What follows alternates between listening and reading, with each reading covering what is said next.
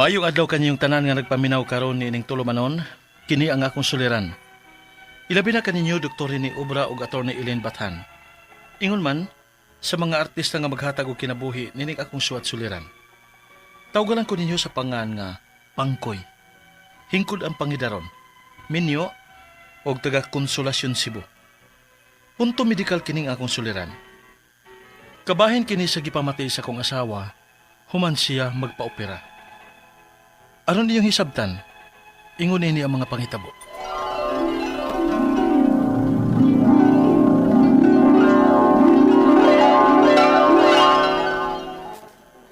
Ako na ang mayuma o niputos na kini sa imong matris, misis. O kinahanglan na kini operahan. Operahan, Dok? Unsa nga klase sa operasyon, Dok? Kinahanglan ng tangtangon ang iyang matris. Kinaukupan ko'y. Wala ba'y laing paagi, Dok? Bata pa magudi akong asawa. 34 anyos pa ni siya. I'm sorry. Pero sa iyang kondisyon, wala tayo laing opsyon. Gawas na lang yun sa pagtangtang siyang matris. Nga sa ato pa. Kay kuhaon man ang akong matres. Di nakit ko makaanak-anak, Dok. Ang mga gina, misis. Kay dili ka naman niya reglaho na ini. Ko'y. Niya, saban. Okay na lang, Dok. O yun na lang ko nga kuhaan sa matris ang akong asawa. Ko'y. Nagkadungog na ta sa gisulti sa doktor, di ba? Delikado ang imong kahimtang. Og operasyon na lang ang angay buhaton aron nga maluwas ka. Luok. Importante ka na ko, ani. Mao nga, magpa-opera na lang ka sa imong matris. Luok ko. Lord, magmalampuso lang untang operasyon sa kong asawa. Giyahi ang mga doktor sa ilang pagkabuhaton sa kong asawa. Sinuo ko, maluoy ka. Nagkinahalan pa ko sa kong asawa. Pangkoy, Oh, ma, kumusta naman si Ani? ampuanan pa, ma. Nana siya sa operating room, karon. Kayon sa man di ay nahitabo. Nganong kinahanglan man siyang operahan. Hindi putos na magud kuno ang iyang matris mayo, mama. Jesus, Ginoo ko. Mao pa. Mao nga kinahanglan gid siya nga operahan sa iyang matris sa daling panahon. Tangtangon na lang kuno ang iyang matris. Tabagi ko sa pag-ampo, ma. Ayaw ka bala ka diha, Pangkoy. Maokey ra lagi si Ani. Kaluyan ra siya sa Ginoo.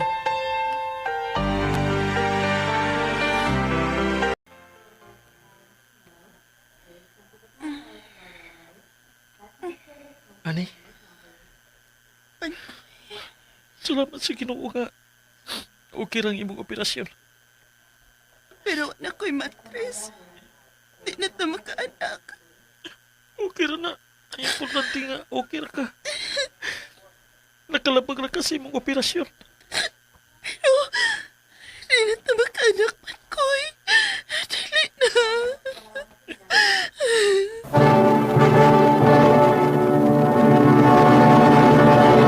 Recorded by X Thunder Gaming.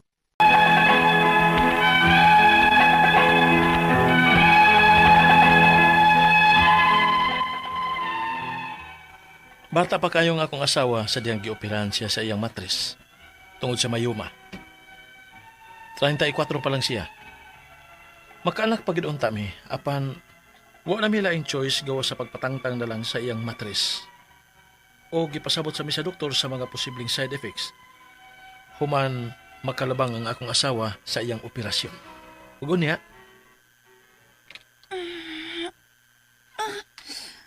Sakit sa kong upan ko'y. Mara na magmabuak. ani, Ano man ni, uy. Mara di na ako magwantang kasakit. di ba mao na sultis doktor? Nga usa sa mga side effects sa babae nga wa na matris, mao ang pagsakit sa uho. Pero grabe ang kasakit. Maramang kumamatay sa kasakit. May padiag na matay na lang ko sa akong mayuma. Ay, sa pagsultik sama ni Ana, uy. Labyan man ganin natong ampo nga makalingkawas ka ra atong higayuna. Tungod sa imong mayuma. Pero makamatay masab ning pagkasakita sa kong uka ron, uy. Dali. Ipaway lang ona na. Magtumar di kag kuan pain reliever. Aron nga magkapaway ka ng pagsakit sa imong uho. Dali.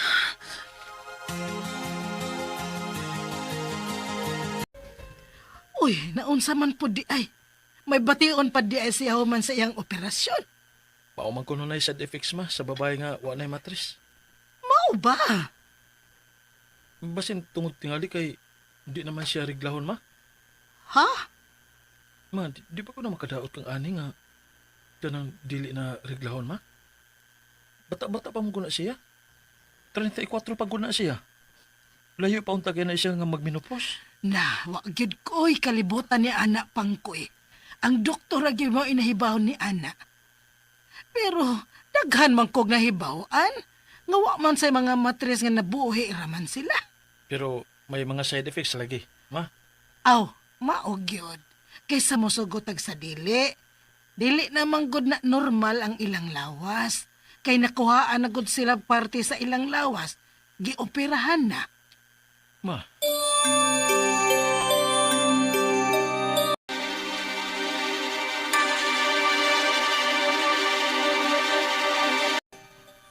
Oh, niya. Kaon pa day. Iko, anak. Di ani. Di na ko'y na kinabuhi apan ko'y. Di na ni maong kinabuhi. Di ang nailan ko ni mo. Pabugat na langit ko ni mo. Permi na lang kong initog o. Sa puto na ko permi. Maong lami na lang isurrender ng kinabuhi aron dili na ko pabugat ni mo. Di na ka mag-antos na ako.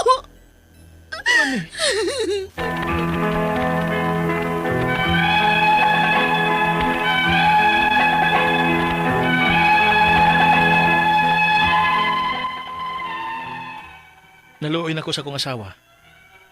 Nagtuo ko nga human sa operasyon, mauki na ang tanan. Mabalik na ang among kamalipayon. Apan murag dagool na mahinuon ug maayo ang akong asawa. Gipaningkamutan ako nga sabton siya. Apan siya na ang mibati og konsensya sa iyang mga gipakitang lihok. Labi na nga feeling niya at timanuno na siya. Ang ako mga pangutana, mao kini mosunod. Unang pangutana, gioperahan ang akong asawa sa iyang matres kay giputos na kuno kini sa mayuma. Ngano nahitabo man ni? Nga bata pa man unta ang akong asawa. 34 anyos pa siya. Ikaduhang pangutana, dili ba makadaot sa akong asawa nga dili na siya reglahon sa matag buwan? Sa iyang pangidaron nga 34 anyos, dili ba delikado nga dili na siya dugon? Ikatulong pangutana. Nagingon ang doktor nga ang side effect sa wa nay matris kay magsakit ang uho. Sa tibuok na ba niniyang kinabuhi? Kay luoy naman ang akong asawa gud. Ug normal pa ba ning sa puto na siya? Ikaupat ug katapusan. Unsa naman lay gidili nga pagkaon niya? Unsa may vitamins ug tambal para sa akong asawa? Palihog, tabangi ug tambagi ko.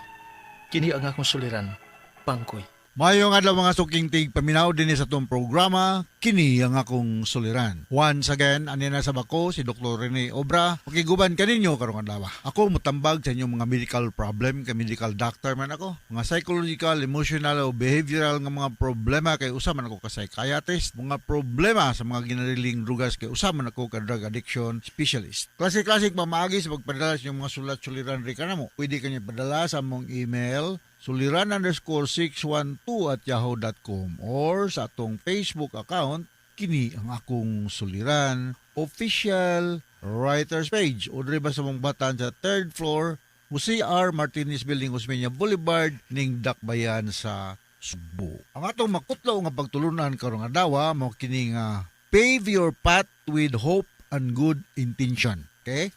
So, mana siya, no? Ug sorry kayo dili na to makauban karon si Atty. Eileen Batan kay naay membro sa pamilya nga naay medical problem nga giatindiran karon ni attorney, no. So I hope nga maokira as soon as possible ang medical problem sa usa sa mga loved ones ni Attorney Eileen Bathan sa iyang pamilya na. So mayong pagpaminaw sa atong mga kaigsuunan all over the world, no. Ug nalagyo ko'y basahon rin. Ito rin, dugay na kay kayo nilang gisulat, pero usaon man ma'am nga, na-misplace na ko sa akong sakyanan, yan, ang limpyo ko, nakita na ko ng bawang papel. So, sorry kayo, na-delayed kinig maayo ning akong i-grade karong adlawan. No? So, bayang pagpaminaw sa atong mga gwapo o gwapa nga mga workers diya sa atong Brotherhood Health Center Basak sa Nicolas ning Dakbayan sa Sugbo. Ang atong gwapa nga midwife diya si Ma'am Lubis Minda Balabo, atong nurse si Cristina Murillo, atong doctor diya no, Doktora Priya Basi, atong mga barangay health workers Arlene Abapo, Almini, Alma Fe Navarro, Elvera Acosta, Rosana Abos, Olga Mirafuentes, Van Philip Leonardo, Ada Jimenez, Waldin Quiroga, Madel Pornilios, Hilin Liaguso, Erlinda Ponce ug Priscilla Cruz. Mayong pagpaminaw. Ug atong mga psycher empleyado no diya sa across the road diya sa San Nicolas no.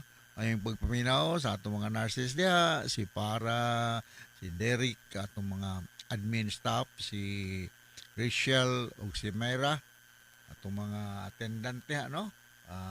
Ito lang pahingandan nila mga ngalan no, si Lito, si Michael, Peter, siapa na diya, Inday, nalimot ako sa uban. Basta mayong pagpaminaw o bag-ulang media sa saan nila sa J-Park Island Resort sa Lapu-Lapu City. Mayong pagpaminaw diay sa mga empleyado diyan, binagyod si Crisia Marie Usabel o si Emma, no, wako kukuha si mong pangalan, imong apelyido o mga taga Tabuelan, Cebu, mga Luyaw family, Distel family, no, mga Luyaw family, si Kinner, si Victorino, Estrella, Victor o Karin, ha, mayong pagpaminaw. Di si Mistro to Nistor and Linda dia sa Joseph Hardware Lumber, no, dia sa Milinilla, o si Micah Kay sa Tuyan Naga, o si Mr. to Justin Sasan, Inday Abiliada sa Labangon. Ayong pagpaminaw. Okay, so punto medical kita karong adlaw. Tuma sa atong nabatig na sa drama ang pangutana ni atong magsisinder nga si Pansoy. 35 years old, taga Konsolasyon Cebu, minyo ni si Pankoy. May tungod kini sa iyang asawang problema nga na ako noy mayuma, no? So may kamot lagog ko, matubag na ko ng imong mga pangutana. Unang pangutana ni Pansoy, giparahan ang akong asawa sa iyang mattress kay giputos na kuno ni sa mayuma. Nganong nahitabo man ni sa akong asawa nga bata pa man unta siya, 34 years old pa man unta siya, no? So kining mayuma manggod sa ato nang ginahisgutan sa unang mga pagsibya nga susama aning problema ha, usa kini siya ka tumor sa around the uterus, sa uterus ni siya, no. Usually non-cancerous ni siya. Kung pasagdan siyempre delikado pod nga basin og mo deteriorate nga mahimo nga malignant, no. Daghang mga hinungdan ni ani kung magkaanam na ang edad, taas pud ang kuan ang risgo nga magkamayuma ang sa kababae nga ang iyang diet, no, kinahanglan nga kanang careful po siya sa iyang diet, no. Kana kuno mga diet kuno nga daghang mga kanang karne, risgo po na, no, ug kulang ta sa mga kinahanglan nga mga bitamina. So mao na nga walay ginapili nga edad ni siya kuan. Ang imong asawa 34 years old, so nung masuod na ni siya sa inunta risk group, no, risky nga grupo. Ikaduhang pangutana, dili ba makadaot sa akong asawa nga dili na siya tungahan sa iyang rigla matag buwan sa iyang pangindaron nga 34 years old? Dili ba delikado ni nga dili na siya dugon. So expected na siya nga kung makuhaan na kag even nagikuha gyud ng imong uterus, no, maapektuhan gyud ang regla sa babae, no. So unsa may mga simptomas sa usa ka babae nga naay mayuma? Of course naay mga bleeding diha, mga spotting na more often than not ma-infertile ni siya. Nga posible nga taas ang risgo nga magka-miscarriage, no. Ano siya problema siya ang pag-ihi, pag move siya ang bowel, ug naay sex contact, naay pain dihang dapita. Nya ang iyang pag-ihi frequent nya, painful ang iyang pag-ihi, no. Nya kung imong duso ang iyang lower abdomen, mo feel siya og pain, no. Nya maapektuhan pod ang iyang menstruation. As we all know, the normal menstrual cycle is every 28 to 31 days. So, mga babae nga na ay mga problema sa ilang sexual reproductive organs, expected na siya nga na ay abnormality sa frequency sa ilang monthly menstruation, no. For hormonal ni siya ug expected na siya pansoy, no. Ikatulong pangutana, nagingon ang doktor nga ang side effect sa wala na mattress kay magsakit ang ulo. Sa tibuok na ba niyang kinabuhi kay luoy manggod ang akong asawa ug normal ra ba nga saputon siya. No, anything nga mag-alter sa atong lawas, mag-expect yung tag na ay mga pain dihang dapita, dili lang ang ulo, kung dili ang other part sa atong lawas. If we are not feeling well, siyempre anxious ka, stress ka, so mo na nga short-tempered sa puton. Kaya ito na lang pong isabto ng mga babae nga na-underwent o itawag mo ganyan mo sa pagtuon sa medicine og hysterectomy, no, removal of the uterus, no. Kung sa may mga alibyo ani, advice sila nang imong kuan na pankoy, no, advice sila nga limit lang sa pag-inom og caffeinated drinks ug basi mag-inom-inom po siya mga alcoholic drinks, i-limit lang, no. Okay nya mas maayo gyud ug muduol mo OB-gynecologist regularly para nga ma-monitor ang progress sa iyang kahimtang, no. Advise your wife to take a lot of vitamin A. Unsa may vitamin A sources, yung mga vegetables, fruits, isda, no. Nya vitamin D. Makuha ning vitamin D na to kung magpainit ta. Hindi lang po kayo good po init kayo kay may stroke po ta og subor na pod, no. Ikaw pa to ko tapos ang pangutan, unsa may ginadili nga pagkaon niya? Unsa may vitamins mo na ako naisgutan na wala ko. Ug tambal alang sa akong asawa. Kung nang ginaingon, you advise her to take lot of green leafy vegetables, no. Onya kanang avoid mga karne kung mahimo, no. Avoid mga karne kay makasamot na siya og problema sa kuan. Kini nga posible pod nga naay mga problema sa blood supply dihang dapita kunya ma-compromise pod ang functioning sa uterus sa babae nga na-underwent og hysterectomy. So sabton lang nato ni sila nga sa puton, di na gid para sa una nga kuan kanang maayo og mood.